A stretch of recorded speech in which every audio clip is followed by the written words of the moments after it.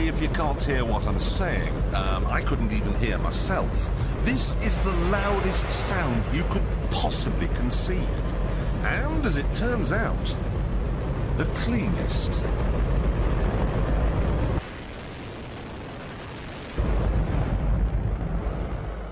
Now, the most amazing thing is that that cloud up there, which was generated by the engine, is just a mixture of hydrogen and oxygen. It's water vapour.